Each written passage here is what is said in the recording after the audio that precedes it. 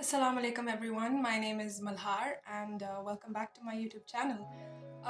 आज जो वीडियो मैं बनाने जा रही हूँ it is based on my personal IELTS journey कि मैंने किस तरीके से IELTS का टेस्ट दिया and what were the methods that I used for its preparation. और चूँकि अब आजकल हमारी यूथ पाकिस्तान की उसको बाहर जाने का बहुत ज़्यादा हमें शौक़ हो रहा है, तो हर कोई आइल्स के बारे में जानना चाहता है कि ये टेस्ट किस तरह देते हैं, इसमें क्या हमें बेनिफिट्स हैं, क्या डिसएडवांटेजेस हैं, all of that stuff. And मुझे ये सारी बातें बताने वाला कोई नहीं था एंड मैं यहाँ पे इसलिए बना रही हूँ because there are many people who just don't know कि ये कहाँ से ये जर्नी स्टार्ट होती है और कहाँ पे इसको एंड करना चाहिए and what are the different techniques. तो मैंने यहाँ पर अपने साथ एक छोटी सी notebook, it's quite big but इसमें मैंने कुछ पॉइंट्स लिखे हैं जिसमें मैंने main basic things that every person who wants to give the IELTS test should know कि IELTS में क्या होता है ना। तो first of all what I want to discuss is that IELTS का टेस्ट मैंने recently दिया है और तकरीबन कोई 1.5 month हो गया है कि मैंने इसका टेस्ट दिया था and I got a 7.5 band अल्हम्दुलिल्लाह। और मैंने हार्डली कोई 20 डेज़, मतलब मैंने तो एक महीना पहले अपना आइल्स का टेस्ट बुक कर लिया था, लेकिन मुझे कोई 20 दिन से कम अगर लगा लो तो मैंने प्रिपरेशन की होगी। तो फिर भी आई एम रियली ग्रेटफुल कि I got a 7.5 band which is like excellent score. I believe कि थोड़ा सा और अगर पढ़ लेती तो 8 भी आ जाता, लेकिन यू नो व्हाट, जो मिला है अल्लाह का शुक्र है, बहुत अच्छा है। First of all, the main differences that I want to tell in an IELTS based test कि हमारे पास IELTS का जो है वो 2 किस्म के टेस्ट होते हैं। एक होता है कंप्यूटर बेस्ड और एक होता है रिटन। जो कंप्यूटर बेस्ड होता है, मैंने कंप्यूटर बेस्ड टेस्ट दिया है एंड आई बिलीव कि it is much more better than written. लेकिन कंप्यूटर बेस्ड के लिए आपको थोड़ी सी प्रैक्टिस करनी पड़ेगी बिकॉज जब एक बंदा कंप्यूटर के सामने विदाउट एनी प्रैक्टिस बैठ जाता है तो वो कंफ्यूज हो जाता है कि अच्छा अब मैं क्या करूँ, ये किस तरह होता है ना। तो I want to tell some basic differences between the two. तो कंप्यूटर बेस्ड टेस्ट में इस तरह होता है कि आपका रिज़ल्ट हार्डली 2 के 3 दिन में आ जाता है, मतलब आसानी से 2-3 दिन में आपको वो आपके घर पे रिज़ल्ट दे देते हैं। लेकिन जो रिटन होता है तकरीबन 2 हफ्ते लगते हैं उसका रिज़ल्ट आने में एंड आई वांटेड कि मेरा रिज़ल्ट जल्दी आए। मैंने तो इसलिए चूज़ किया था बिकॉज मुझे जल्दी थी रिज़ल्ट की, ठीक है। मुझे ये नहीं पता था कि अच्छा इसमें तो बेनिफिट्स भी, तो बाद में जाके जब मैंने सर्च किया ऑन गूगल कि अच्छा benefits of computer based test, तो उसमें आया कि it's much more better than written, क्योंकि आप जब कंप्यूटर स्क्रीन के सामने बैठे हुए होते हैं तो वो 2 हिस्सों में डिवाइड होते हैं।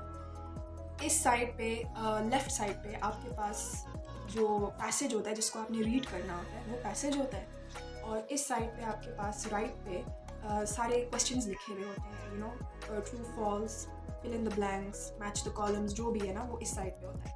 तो आप आसानी से पैसेज को रीड करके दूसरी साइड पे, मतलब at the same time you can easily figure out कि अच्छा ये क्या हो रहा है, मतलब यहाँ जो रिटन, यहाँ जो लिखा हुआ है और ये जो क्वेश्चन में लिखा हुआ है ये दोनों कुछ सेम लग रहे हैं, चलो इसका आंसर उठा के मैं यहाँ लिख देता हूँ या लिख देती हूँ ना। तो वो बहुत ज़्यादा मतलब आपके लिए आसानी हो जाती है। रिटन में इस तरह होता है कि you have to turn the pages, मतलब इस पेज पे आपके पास पैसेज होगा और पीछे आपके पास आंसर शीट होगी, यू गोना हैव टू अपना पेज बार बार उल्टाना पड़ेगा, जिससे बंदे का टाइम भी वेस्ट होता है और थोड़ा कन्फ्यूजन भी पैदा हो सकता है। तो इसीलिए पर्सनली आई थिंक कि computer based is the best decision you can make. और उसमें अगर आपका 6 बैंड है, मतलब आपकी पोटेंशियल है कि आपका 6 बैंड आए, तो आई थिंक कि कंप्यूटर में आपका 6.5 आ सकता है, 0.5 आप ले सकते हैं ज़्यादा। तो that was like the main difference between the two. और भी डिफरेंसेस हैं but I could make another video on that. तो now where did I give my IELTS test. मैंने अपना आइल्स का टेस्ट ब्रिटिश काउंसिल से दिया था। I went to the website British council and वहाँ पे ब्रिटिश काउंसिल आइल्स ना, I will put a screenshot here if I get it. तो मैंने उसकी वेबसाइट पे गई and I applied for the test. तो आपके पास बेसिकली टेस्ट सेंटर्स काफ़ी होते हैं उसमें, Peshawar, Karachi, Lahore and all that stuff ना। तो मैं आई एम फ्रॉम पेशावर, तो मैंने पेशावर वाले को क्लिक किया था and the cost was 33,000। And ये बेसिक चीज़ें मैं थोड़ी सी बता रही हूँ, it has nothing to do with the preparation पर मैं अभी आती हूँ, तो बस मैं थोड़ा सा एक ब्रीफ वो दे रही हूँ कि मैंने कहाँ से अपना टेस्ट दिया था। तो the cost was 33,000 and I booked it a month before. And I will इंशाल्लाह make a separate video whenever I have the time कि आप किस तरीके से अप्लाई कर सकते हैं, because some people get a little confuse, you know, computer पे इतना वो उन्होंने कभी अप्लाई नहीं किया होता, तो थोड़ा मुश्किल हो जाता है। I will guide you inshallah. Now let's come to the preparation से पहले I'm going to show my IELTS test to everyone. आपके पास जब रिज़ल्ट आता है तो वो इस तरह के एक उसमें होता है, I need to hide my address, इस तरह के एक एनवलप में आता है जो कि सील्ड तो नहीं होता, लेकिन यहाँ पे एक स्टिकी ग्लू सी लगी हुई होती है और इसको आपको बड़ा खींच के निकालना होता है। एंड आपके पास रिज़ल्ट जो है वो इस तरह के एक पेपर पे आता है। And according to my result,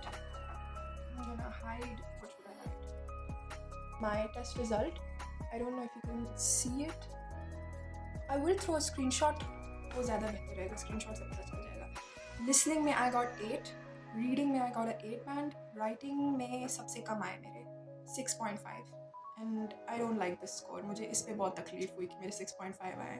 speaking में I got a 7.5 and overall मुझे 7.5 बैंड मिला, which is really good score. मतलब ज़्यादातर यूनिवर्सिटीज़ जो है, मतलब मेरा इंटरेस्ट USA में है, तो USA की यूनिवर्सिटीज़ को जो मतलब हाई लेवल यूनिवर्सिटीज़ होती हैं, जैसे हार्वर्ड हो गया, ऑक्सफोर्ड, स्टैनफोर्ड, तो ये आपसे 7.5 डिमांड करते हैं, इससे कम वो नहीं चाहते। लेकिन 7 बैंड जो मतलब अच्छे लेवल की यूनिवर्सिटीज़ होती हैं, दे वांट अ 7 बैंड। लेकिन ये डिपेंड आपके डिपार्टमेंट पे भी करता है कि आप किस डिपार्टमेंट के लिए अप्लाई कर रहे हैं। If you are applying for the engineering department, उसका एक अलग बैंड उन्होंने रखा होगा, रेंज कि इतना होना चाहिए। आर्ट्स एंड क्राफ्ट के लिए अलग होगा, मेडिकल के लिए अलग होगा, you know, all that. So these are some of the things that you should check out। अगर आप एक यूनिवर्सिटी पे आपकी नज़र है तो उसकी वेबसाइट पे जाके देखें कि उनका क्या रेंज है जिस डिपार्टमेंट के लिए आप अप्लाई करना चाह रहे हैं, तो do check that out. Preparation के लिए someone guided me, my professor, कि IELTS जो है उसके लिए ये बुक है मेरे पास एक, it's called the IELTS academic, Cambridge university press. It's a really good book और मुझे रेकमेंड किया था मेरे प्रोफेसर ने कि मैं इसका, यहाँ पे 14 लिखा हुआ है कि बाय 14, 15 एंड 16 जो है इसकी, I think it's the years, may be शायद 2014 में ये टेस्ट आया था और 2015 और 16 एंड 17 उन्होंने मुझे रेकमेंड किया था। And I only bought it for 200 rupees, it's not even expensive. तो उस टाइम पे मैंने सोचा था कि ठीक है अभी 14 से काम चला लेती हूँ, फिर 15, 16 मैं बाद में ले लूँगी, लेकिन मुझे लेने की ज़रूरत नहीं पड़ी थी, मेरा सारा काम इसी से हो गया था। तो अब मैं बताना चाहती हूँ कि पर्सनली क्योंकि 4 चीज़ें हमारे पास, स्पीकिंग, लिसनिंग, राइटिंग, रीडिंग ना, तो इनमें से कौन सी चीज़ है जिस पर मैंने बहुत ज़्यादा फोकस किया था। तो I focused a lot on 2 things, speaking and writing. Now क्यों, ये सब पूछेंगे why. So the basic reason मैंने इसलिए ये दोनों पहले चूज़ किए क्योंकि जो रीडिंग और लिसनिंग आपके पास होता है उसमें तो आप आसानी से मतलब तुक्का भी मार सकते हैं, क्योंकि आंसर्स जो हैं वो आपके पास सामने लिखे हुए होते हैं, तो आप तुक्का मार लेंगे। ट्रू फॉल्स पे अगर आपको नहीं आ रहा, just guess it, you know. तो वो थोड़ा थोड़ा आप, क्योंकि मुझे पता है मेरे IELTS के टेस्ट में कुछ ऐसे क्वेश्चंस थे जो मुझे नहीं आ रहे थे, I was confuse in it, तो I guessed it and I got an 8 band, ठीक है, तो you can easily score in it. लेकिन स्पीकिंग और राइटिंग ये दोनों ऐसी चीज़ें हैं कि आपके अपने हाथ में है। स्पीकिंग में अगर आपने गड़बड़ कर दी, आपका बैंड बहुत ज़्यादा ख़राब हो जाएगा। राइटिंग में they are gonna give you a little topic, इस पर आप लिखें ना, इस पर आप हमें बताएं कि what is your opinion about this. For example, some people believe that the education of women is very important in Pakistan and others have an opinion that education for women is just you know unnecessary, like ये मैंने एक example दे दिया ना, तो you're gonna have to give your opinion on it। मतलब writing and speaking जिसमें अगर आपने एक अच्छा बैंड ले लिया तो फिर रीडिंग और लिसनिंग बहुत आसान हो जाता है आपके लिए। go on Google and search for topics on IELTS. ठीक है, आपको छोटे छोटे से टॉपिक्स मिल जाएंगे, वो कोई मुश्किल टॉपिक्स नहीं होते, आपको बहुत आसान से मिल जाते हैं, जैसे कि tell me about robots. What is your opinion? Yeah, what do you think about robots and how they can affect our future? This is what they asked me. So you have only 1 minute कि आपके पास एक piece of paper होता है, उस पर आपने लिखना होता है अपनी सारी, और आपने sentences में नहीं लिखना होता, write it in points कि what do you think about robots? robots के क्या benefits हैं? robots जो हैं वो like एक benefit है, they don't get tired. So मैंने लिखा था not tired. ठीक है, ये मैंने जल्दी से लिख लिया था. दूसरा बेनिफिट था कि दे डोंट हैव फीलिंग्स, वो बुरा नहीं मानते, तो मैंने लिखा नो फीलिंग्स, तो मैंने पॉइंट्स में लिख लिया. और फिर उसके बाद when it was time for me to speak, तो मैं वो पॉइंट्स देख देख के ना मैं अपना सेंटेंस बनाती थी, और मैं बंदे को बोल रही थी कि अच्छा, robots have a really good impact for us in future, since they have no feelings, so they don't care if we treat them badly, or they don't get tired, so they can do your house chores all day, and they won't require any break. मतलब है कि आप Google पे इस तरह छोटे छोटे topics देखें और कमरे में बैठ के अपने आप से बातें करें. I know it sounds weird, और कभी कभी अगर आपके बहुत सारे बहन भाई हैं, so they will like come and वो आपको तंग करेंगे कि अपने आप से बातें क्यों करें, but since I have my own room, तो मुझे कोई मसला नहीं था. अपने आप से खुद बातें करें, अपना सेंटेंस फॉर्म करने की कोशिश करें, वो टॉपिक्स देखें ना, और अपनी प्रैक्टिस इस तरह करें कि keep paper with you, and अपने फ़ोन पे एक टाइमर लगा लेना कि यार ये 1 मिनट है मेरे पास, ये टॉपिक मेरे सामने आया है, मैं 1 मिनट में मेरे माइंड में जो भी आता है इस टॉपिक के बारे में वो मैं पॉइंट्स में लिख देता हूँ. ठीक है, और उसको जैसे ही 1 मिनट ख़त्म हो जाए अपना फ़ोन साइड पे रख के अपने इस तरह इमेजिन करें जैसे आपके सामने कोई बंदा बैठा है when you are talking to him, like the one who's going to be asking you these questions, और उसको आंसर करें, imaginary friend बस सोच लेना and answer कि yeah, this is what I think about robots, yeah, this is what I think about cell phones, yeah, this is my opinion about technology. जो भी topic आपको मिले ना, आप अपने आप से बातें करें. ठीक है, जितना आप अपने आप से बोलेंगे, अगर कोई और बंदा है आपके साथ who can communicate with you, तो ये तो बहुत ही अच्छा हो गया. But since I had no one, so I use to talk to myself. I use to imagine कि मेरे सामने कोई बंदा बैठा हुआ है और मैं वो प्रैक्टिस करती रहती थी छोटे छोटे topics. Everything is available on Google. Google पे बस आपने लिखना है टॉपिक्स ऑन IELTS स्पीकिंग और आपके पास आ जाएंगे. इस बुक में भी है. Now first of all like यहाँ पे है स्पीकिंग टेस्ट में they have given what job would you like to have in 10 years from now and why. ठीक है, so you just have to give a simple one-line answer. Like I would say, I would love to have a job as a successful engineer in future, since it has a lot of scope. ठीक है, तो ये मैंने बोल दिया, बस ख़त्म. ज़्यादा मुझे उसमें और चीज़ें ऐड करने की ज़रूरत नहीं है. How useful will English be for your future? ये एक और क्वेश्चन है. How much traveling do you hope to do in future? तो ये बहुत ही आसान से क्वेश्चंस हैं जो वो आपको दे सकते हैं. These are all the questions that they asked in IELTS 2014 test, I believe. So and then what are the most popular types of children's book in your country? अब ये इस तरह का क्वेश्चन है कि आप इस बारे में शायद ना जानते हो. यार चिल्ड्रंस बुक, मैंने तो कभी कोई चिल्ड्रंस बुक नहीं पढ़ी भी होगी तो मैं 2 साल की होंगी जब मैंने पढ़ा होगा. सो देयर सम टॉपिक्स जिसमें आप थोड़ा कंफ्यूज हो जाते हैं कि यार अब मैं क्या बोलूँ इस बारे में. तो आप you have to make sure कि आपने इस तरह के टॉपिक्स प्रैक्टिस किए हों, क्योंकि ज़्यादातर ऐसे टॉपिक्स रिपीट होते रहते हैं. वो कोई नई चीज़ नहीं डालते, वो कोई रॉकेट साइंस नहीं डालते बीच में. It's the same for those people who are extremely weak in English. Please read a lot of newspapers and watch a lot of English, BBC news और CNN अगर हो, क्योंकि उनका एक्सेंट जो होता है वो आप आसानी से, मतलब जितना आप सुनते रहते हैं वो आप फिर समझना स्टार्ट कर लेते हैं उसके एक्सेंट को. So this was on speaking.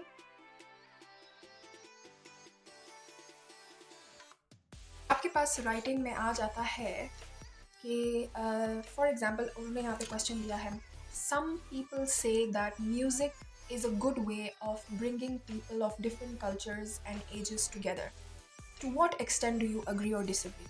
तो आपने अपनी ओपिनियंस देनी है इस पे, और ये ओपिनियंस देने के भी अपने तरीके होते हैं. मतलब I am not gonna tell you every single thing in this video, की वीडियो बहुत लंबी हो जाएगी किस तरीके से आपने राइटिंग करनी है. बट मैंने यूट्यूब पे I could even recommend you a channel on YouTube. I believe it's a great channel. उस पर आप आइल्स का जो राइटिंग है उसमें डिफरेंट किस्म के टॉपिक्स होते हैं और आपको वो सिखाते हैं कि आपने किस तरीके से लिखने हैं.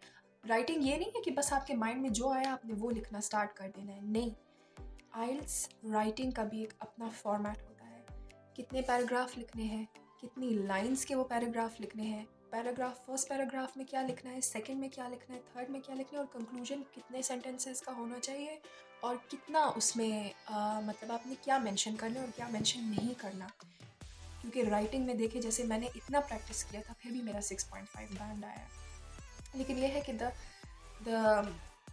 टॉपिक दैट आई गॉट वो थोड़ा डिफ़िकल्ट था भी मुझे लगा. मतलब मेरे लिए वो थोड़ा डिफ़िकल्ट था because it was something related to world politics. लेकिन मेरे लिए वो बहुत मुश्किल था because I have no interest in world politics, nothing. तो इसीलिए मैं कह रही हूँ कि आप लोग अपनी राइटिंग पे बहुत ज़्यादा फोकस करें. As you can see this is one question जिसमें आपको एक ग्राफ दिया गया है. ठीक है, तो ये इस ग्राफ पर आप किस तरीके से लिखेंगे ये राइटिंग में आता है. ग्राफ्स आते हैं आपको डिफरेंट कंट्रीज़, मतलब ये एक्सपोर्ट्स एंड इंपोर्ट्स के बारे में बात हो रही है कि डिफरेंट दो कंट्री, एक ही कंट्री और उसमें 2016 और 2015 में कितनी इंपोर्ट्स और एक्सपोर्ट्स हुई और उसको आपस में कंपेयर करें. Now this is not very easy for people who don't know how to write, you know. मेरे लिए भी थोड़ा डिफिकल्ट था but this YouTube channel really did help me. मैं उनकी फ्री में प्रमोशन कर रही हूँ. They should thank me. अच्छा, तो अब मैं रीडिंग पे आती हूँ. रीडिंग की छोटी सी थोड़ी मैं टिप्स देना चाहती हूँ. रीडिंग में इस तरह है कि आपके पास जैसे ये एक पूरा पैसेज है ना, it's around a 2 page passage. तो आपने इसमें इस तरह करना है कि सबसे पहले तो यू ओनली हैव 60 मिनट्स. हर एक राइटिंग, रीडिंग एंड लिसनिंग के लिए आपके 60 होते हैं. ठीक है, स्पीकिंग 20 मिनट्स का होता है तो उस पर फिक्र ना करें.